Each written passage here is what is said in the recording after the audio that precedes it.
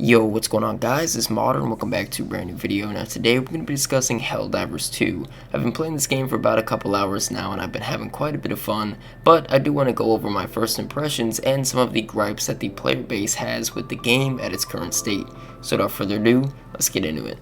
Now, before we get into this review, it's very important to know what Helldivers 2 is actually trying to achieve. I've seen a lot of people online already discussing that this game is a very slow-moving game. They expected the character to move faster, but this is a reimagination of the original Helldivers game, which, if you recall, when you would walk in that top-down style of gameplay, you were not sprinting across the map. You were not really moving very fast. So they basically took the original Helldivers game and expanded upon the gameplay, making it into a third-person co-op shooter. So I've seen a lot of confusion online about this game, and they're almost trying to think of it as an Outrider style game, but that is definitely not the case. So before we go into some of the negatives about this game, I would like to shine light on some of the positive things that I do like about the game, so it's not like I'm shitting on it. I really do like the open environments to the game and the art style and gameplay. I think those all feel and flow really nice, but some of the gripes that people have been having online about the game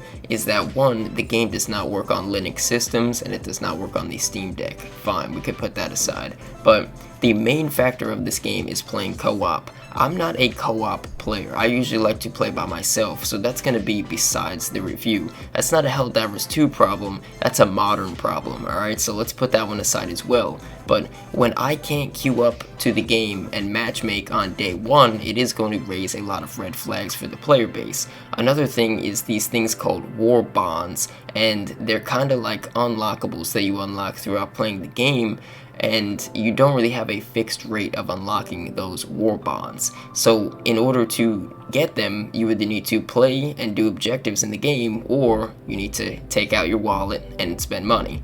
So a lot of people have been complaining about that. One thing I want to mention as well is this is a $40 game. It is not coming in at $70 and then sprinkling in Nicki Minaj skins on the player base. As new video games release, we do have very similar practices across the board. We have always online games, which we're going to get to in a minute. We have anti-cheats, and we have microtransactions.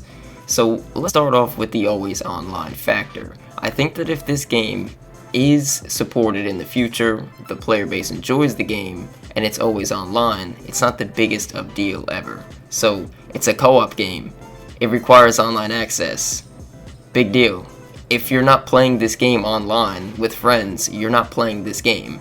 And it's not working on Steam Deck, so why would that really matter to the player base? Now I know what you guys are going to say. Well, what if the game flops and you enjoy the game and then they take the game off the servers? Well, that is the only scummy thing that can really happen here. Or if they have a server downage or a maintenance, whatever you want to call it, then you won't be able to get on the game.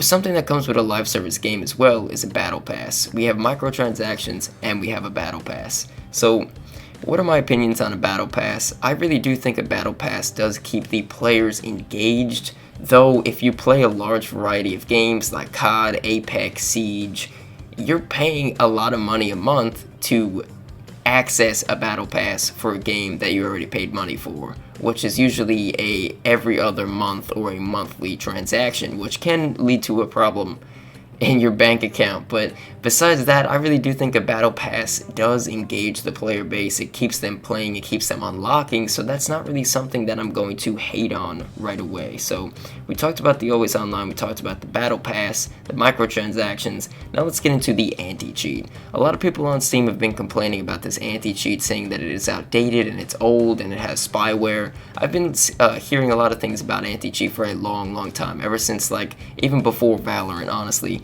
So what's up with the anti-cheat? I'm not going to go into the specifics. You guys already know a lot of people are not fans of anti-cheats in the game. I believe this one uses Protect Game Guard, which you can do your own research on if you want to look into if that's something you want to put on your computer. I booted the game, I installed the game, I played the game.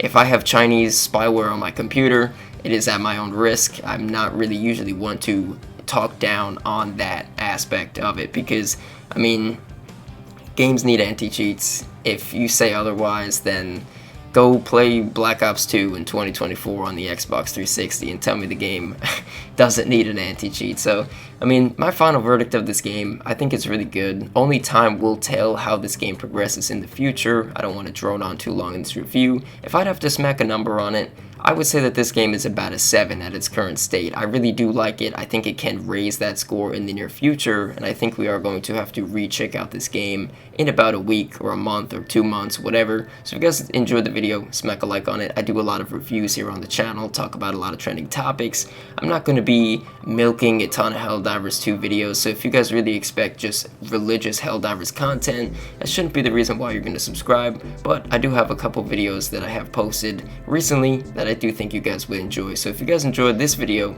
smack a like on it, drop a subscription, let me know down below what you guys think of Helldivers 2. That's been it. Peace.